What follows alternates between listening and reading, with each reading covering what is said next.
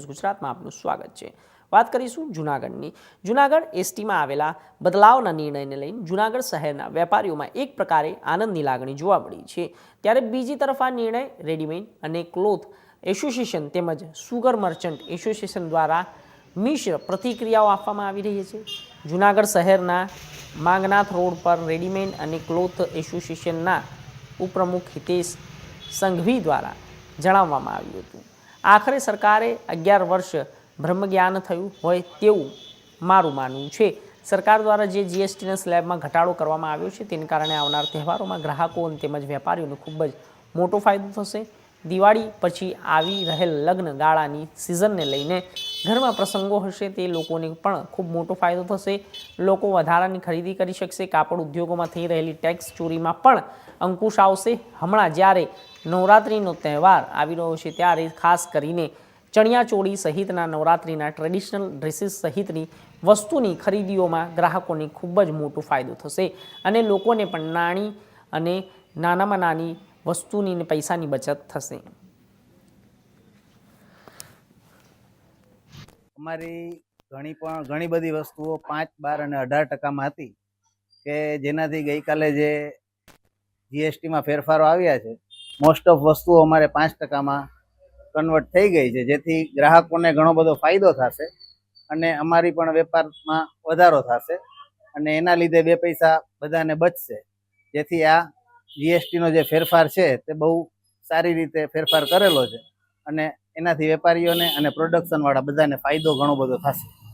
ગઈકાલે જે મોદી ગવર્મેન્ટે જે એનાઉન્સ કર્યું છે જે ખરેખર ખૂબ જ આવકારદાયક પગલું છે। જીએસટી દરોમાં જે ફેરફાર કર્યા છે તેના લીધે માર્કેટમાં થોડી મૂવમેન્ટ આવશે, લોકોની ખરીદ શક્તિ વધશે, પ્રોડક્શન લાઇનને ટેકો મળશે, જેનાથી અર્થતંત્ર થોડું વેગવંતું બનશે અને એક ખૂબ જ સારું પરિણામ આપશે। આ 2017 થી જ્યારે જીએસટી રાખ્યો ત્યારે વેપારીને તથા પ્રજાને થોડું અઘરું લાગતું હતું, ધીરે ધીરે ટેવાઈ ગયા હતા। એમાં ખાસ કરીને હમણાં જે કાલે મોદી સરકારે જે કોઈ પણ કારણોસર ટ્રમ્પની નીતિની વિરુદ્ધને હિસાબે જે કંઈ કર્યું છે, કાલે જીએસટીમાં ઘણી બધી રાહત કરી દીધી છે, તેને હિસાબે લોકો, પ્રજા તથા વેપારીઓ ખૂબ ખુશ છે। ધન્યવાદ, આભાર। જીએસટીમાં બદલાવ જ્યારથી લાગ્યું ને ત્યારથી અમે માગતા હતા કે વધારે છે, બરાબર છે, કારણ કે અતિરેક હતો। હું પણ ત્યારે વેપારીઓને કોઈક ગદ્દાર કહેતો હતો, કોઈક દેશદ્રોહી કહેતો હતો અને આજે પણ અમે પેલા બદલાવને અમે વેલકમ કરી છે। 11 વર્ષે જાગ્યા, હું પણ જાગ્યા ત્યારથી સવાર, બીજું તો શું કહેવાનું થાય। એનાથી કસ્ટમરને ઘણો બધો ફાયદો થશે, કારણ કે કાપડ ઉપરની વાત કરીએ તો કાપડ ઉપર જનરલી સાડીની અંદર 5% જ હતો જીએસટી, રેડીમેડ ગાર્મેન્ટમાં 12% જીએસટી હતો।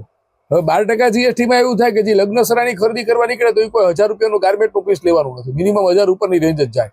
1000 ઉપરનો માલ છે એ બધો 12%માં જતો હતો। આજે કોઈ પણ લગ્ન પ્રસંગની ખરીદી કરવા અથવા દિવાળીની ખરીદી કરવા નીકળે મિનિમમ 25-30-40 હજાર રૂપિયાનો માલ ઘરમાં કપડાં લેવાના છે, ઘરમાં 4 જણા હોય તો 2000 રૂપિયાનો શર્ટ લેવાઈ જાય, 2000 રૂપિયાનું પેન્ટ લેવાઈ જાય તો એ કઈ મોટી વાત નથી, મધ્યમ વર્ગના માટે થઈને એ સારી નોર્મલ વસ્તુ છે।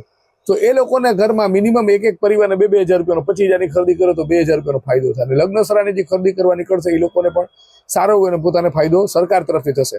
પણ આનાથી બીજું એક વસ્તુ એ થશે કે જે કાચાનું કામ છે એ બંધ થશે। સરકાર જે વસ્તુ ધારતી હતી કે ભાઈ કેશલેસ, તો કેશલેસનો વહીવટ છે ને એ બહુ સારો એવો થશે, કારણ કે જે 12%ની અંદર માલ છે એ એક વેપારીની દુકાનમાં 5% વાળો માલ હોય ને 12% વાળો હોય, 2 વસ્તુ ભેગી હોય ને એટલે એનો કોઈ સ્ટોક ક્લિયરન્સમાં રિટેલર્સને પકડી ન શકાય, કારણ કે ઉપરથી માલ કાચામાં આવતો હતો। હવે કાચામાંની પાઇપલાઇન આખી બંધ થઈ જશે, કારણ કે 5% આવી ગયો એટલે કાચું બંધ થાય એટલે ટોટલ સરકારને કેશલેસ થશે અને કેશલેસ થશે એટલે સરકારને એની અંદર જબરજસ્ત જીએસટીમાં વધારો થશે। ઇન્ડિયાનો મોટામાં મોટો ટેક્સ સુધારો થયો હતો એ જીએસટી હતો। જીએસટીની અંદર એક વન નેશન વન ટેક્સની એક જે વ્યાખ્યા સમાવી લીધેલી હતી, પણ ત્યારે પણ શરૂઆતમાં એવું હતું કે આપણને એક જ ટેક્સ સ્લેબ લાગુ પડશે, પણ ત્યારે 4, 5, 6 જાતના ટેક્સ સ્લેબ મૂકેલા હતા અને વેપારી, કોર્પોરેટ બધાને એનો વસવસો હતો।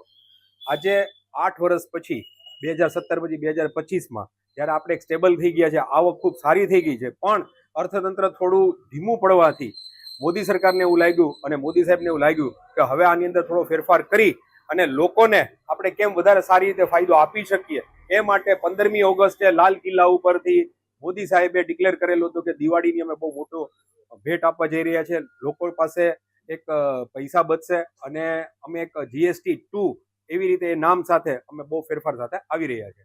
ગઈકાલે GST કાઉન્સિલની જે મિટિંગ મળેલી હતી એની અંદર જે અત્યારના 5, 12, 18 અને 28 એમ 4 પ્રકારના ટેક્સ સ્લેબ હતા. એમાંથી 5 અને 18 એ બે કન્ટિન્યુ કરી 28, 12 અને 18, 28 ને બે નાબૂદ કરી 28 ની અંદર એક 12% જે સેસ હતી એને એડ કરીને 40% એક નવો સ્લેબ બનાવીને કર્યો છે.